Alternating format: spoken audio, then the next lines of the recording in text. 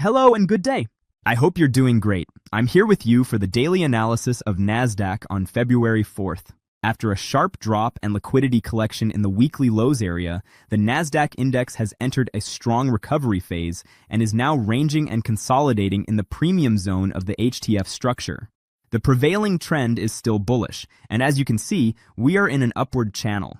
On the daily time frame, we can also see that after a sharp rally, the price has entered a ranging phase, and recently there was a liquidity grab towards the buy-side liquidity. However, in this area, a quick selling reaction shows that the market is making decisions in the premium zone. As a result of the liquidity grab that occurred in this area, we can consider the double levels formed here as consumed, and after the price returned to this level again, we saw a strong reaction and a price drop.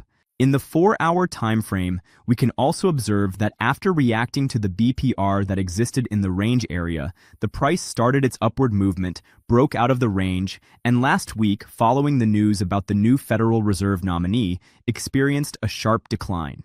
Following this drop, improper FVG and BPR zones have formed for us, and we expect these areas to be filled by the price. Regarding the influential news on this index, we need to pay attention to the reports from Google, Amazon, Microsoft, and also Apple.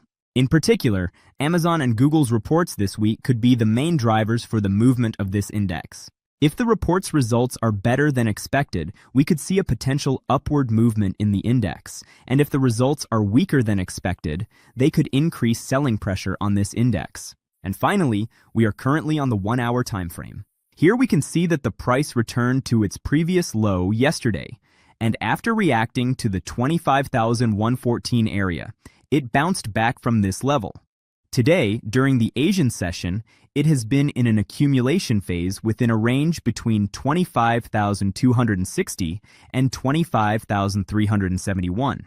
Next, during the London session, the liquidity above and on the buy side of the Asian session was collected, and then it returned into this range, which we can consider as the manipulation phase. After that, it is possible that during the US session, a distribution phase to the downside will form, which would create an AMD setup for us in this area. Wishing you success and profitable trades.